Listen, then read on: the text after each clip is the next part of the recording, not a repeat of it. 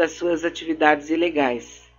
Os diálogos de Messer sobre a propina a Paludo ocorreram em agosto do ano passado e foram obtidos pela Polícia Federal do Rio de Janeiro durante as investigações que basearam a Operação Patron, última fase da Lava Jato no Rio de Janeiro. Um relatório a respeito do conteúdo das mensagens foi elaborado pelo órgão em outubro. Nele, a Polícia Federal diz que o assunto é grave e pede providências sobre o caso. A Lava Jato foi procurada pelo UOL e informou que já enviou o relatório à PGR, a Procuradoria-Geral da República do Aras, órgão que deverá definir as providências a serem tomadas. Também consultadas pela reportagem do UOL, que hoje é a mega reportagem do dia, a Força Tarefa de Curitiba afirma que Paludo, preferiu não se manifestar. Nas conversas obtidas pela Polícia Federal, Messer, o doleiro dos doleiros, o mega doleiro, conversando com a namorada sobre o andamento dos processos que responde, ele diz que uma das testemunhas de acusação contra ele teria uma reunião com o Januário Paludo. Depois afirma a namorada, sendo que esse Paludo é destinatário de pelo menos parte da propina paga pelos meninos todo mês. Segundo a Polícia Federal, os meninos citados por Messer são Cláudio Fernando Barbosa de Souza, o Tony, o Vinícius Clare Vieira Barreto, o Juca. Ambos trabalharam com Messer em operações de lavagem de dinheiro investigadas pela Lava Jato do Rio de Janeiro. Depois que foram presos, viraram delatores. Em depoimentos prestados em 2018 à Lava Jato, no Ministério Público Federal do Rio de Janeiro, Juca e Tony afirmaram ter pago $50 mil, cerca de 200 mil por mês, ao advogado Antônio Figueiredo Basto em troca de proteção a Messer na Polícia Federal e no Ministério Público. Esse advogado, Antônio Figueiredo Basto, já advogou para o doleiro. Ao UOL, Basto negou diversas vezes ter intermediado qualquer pagamento a autoridades em troca de proteção de Messer. Ele disse que isso nunca existiu.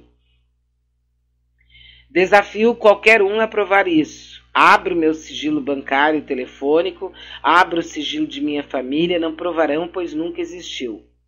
Então tem aqui na matéria toda a delação, né? Que Henrico passou a dizer que o escritório deveria pagar $50 mil por mês para proteção. Essa proteção seria dada por esse advogado e um outro advogado que trabalha com ele, cujo nome o delator não recorda. Que esse advogado, em meados de 2005 e 2006, começou a exigir, então, esse pagamento mensal. Isso para possuir proteção da Polícia Federal e do Ministério Público. Após essas delações, a Força Tarefa da Lava Jato do Rio abriu uma investigação sobre o caso. Aí chamaram, ele disse que não. Messer foi chamado a depor no dia 8 de outubro agora, mas ficou em silêncio. Nem disse que sim, nem disse que não. A defesa do doleiro não quis se pronunciar para a reportagem do UOL sobre a investigação, pois ela é sigilosa. A Força Tarefa da Lava Jato do Paraná, da qual Paludo esse faz parte, declarou que, abre aspas, essas ilações já foram alvo de matérias publicadas na imprensa no passado e, pelo que foi divulgado, os fatos apontam para a suposta exploração de prestígio por parte do advogado do investigado, que seria esse advogado acusado de pedir o dinheiro. O procurador é reconhecido por colegas da Lava Jato como referência em investigações baseadas em delações premiadas.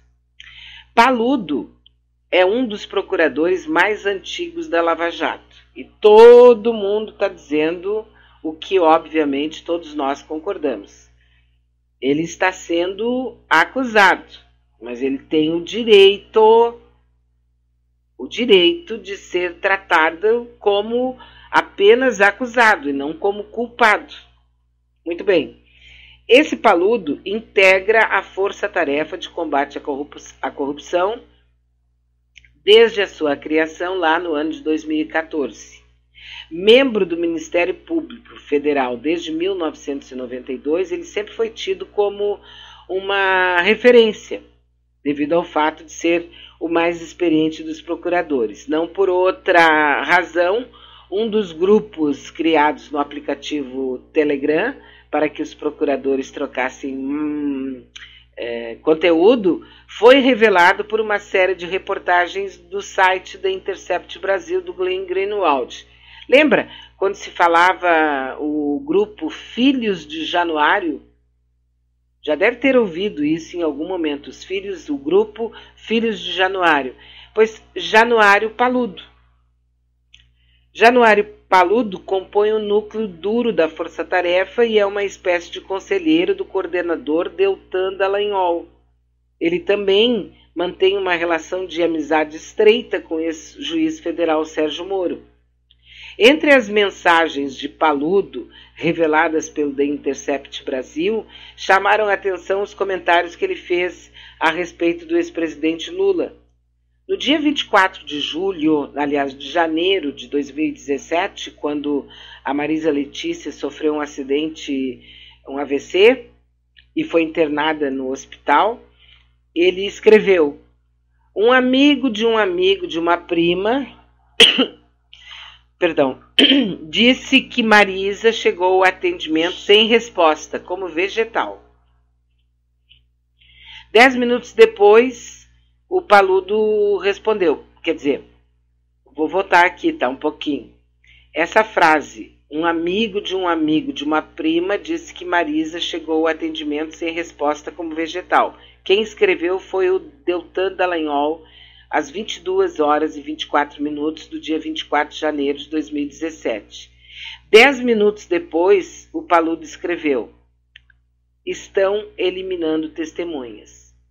Uma insensatez e um comentário muito, muito desumano, né, por parte dele. Bom, 2 anos depois, com Lula já na prisão, Paludo afirmou que abre aspas, o safado só queria viajar, fecha aspas.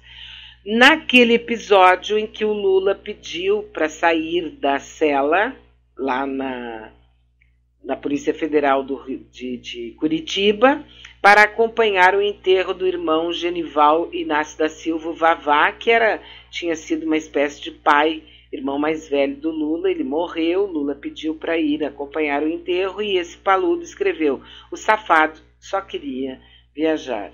Então é uma pessoa, né, com proeminência, uma pessoa importante, mega star, e extremamente, a posição dele sempre foi, né, contra, porque ninguém tem que fazer esse tipo de comentário, especialmente se tu estás falando de alguém sobre o qual tu tem algum tipo de poder, né? A Força-Tarefa da Lava Jato já se posicionou na madrugada de hoje após a publicação dessa matéria no UOL, né? Então, eles dizem que a ação penal que tramitou contra Dário Messer em Curitiba foi de responsabilidade de outro procurador. Esse procurador Paludo nem a Força-Tarefa da Lava Jato participaram do processo. 2. O doleiro Dário Messer é alvo de investigação da Lava Jato do Rio de Janeiro. Né? Não faz sentido qualquer suposição de que um procurador lá de Curitiba pudesse ter alguma ingerência sobre isso. Quanto a outra, né? Bom, 3. As ilações mencionadas pela reportagem já foram alvo de matérias publicadas na imprensa no passado e, pelo que foi divulgado, há investigação sobre possível exploração de prestígio por parte do advogado do investigado. 4. Em todos os acordos de colaboração premiada, os colaboradores têm a obrigação de revelar todos os fatos criminosos sob a pena de rescisão do acordo.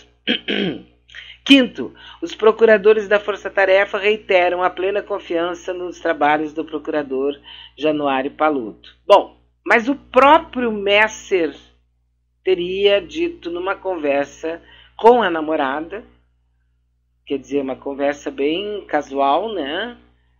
Bem íntima, que ele teria pago através de outra pessoa para o Paludo. Agora, provar que sim, provar que não é problema nosso, né? A notícia está aí e fica claro que tem muita coisa para resolver nesse país aqui. Só não é resolvido, sinceramente, porque não há interesse, evidentemente, para resolver o problema, para realmente passar o Brasil a limpo, como se dizia lá no tempo do Mensalão, lembra? Tinha um repórter que sempre dizia: o Brasil é uma vergonha, nós temos que passar o Brasil a limpo. Nunca se passou o Brasil a limpo, né? E não há interesse nisso, porque, sinceramente, né, a gente sabe que tem tanta coisa envolvida em tudo isso aí, né, que realmente não importa. É o fato mais importante na questão que envolve a Lava Jato na manhã deste sábado. Também a notícia aí, né, de que o objeto mais vendido na Black Friday de ontem foi papel higiênico. Papel higiênico. Magazine Luiza vendeu o equivalente a 13 mil quilômetros de papel higiênico só ontem. Uma loucura, né? Eu não sei se foi trauma daquela história que o Bozo disse, né? Você tem que fazer cocô um dia sim, outro não. Então o pessoal resolveu comprar muito papel higiênico para a garantia. Então, né? O Gilmar Mendes liberou retomada de investigação sobre Flávio Bolsonaro.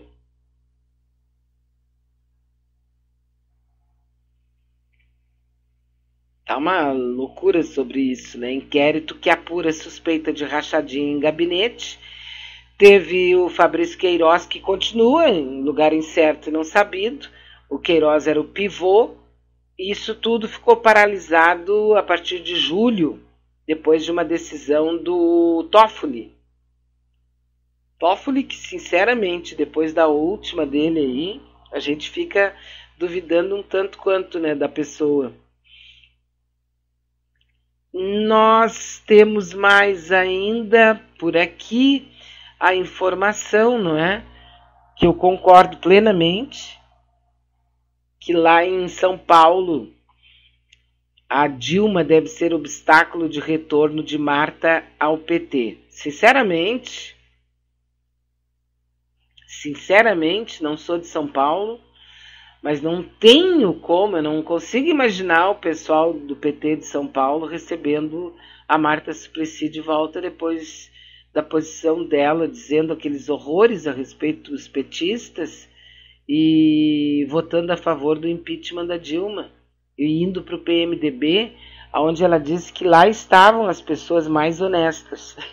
Eu não consigo ver. Eu penso, claro, que há uma amizade entre ela e o Lula, e obviamente a gente admite, né? Ele tem consciência de que ela é uma pessoa isso, aquilo, aquele outro. Agora, conseguir brigar, conseguir fazer com que os petistas assumam a volta da Marta Suplicy, particularmente eu acho muito difícil. Se não impossível, né? Praticamente eu acho, né? Mas não sei como é que o PT vai trabalhar isso. Mas também ouvi numa entrevista com a presidenta do PT, a Gleisi Hoffmann, como é o nome dela mesmo? A Gleisi, esqueci o sobrenome.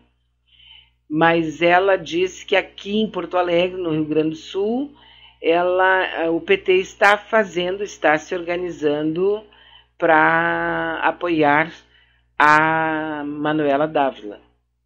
sabe? Então, tá aí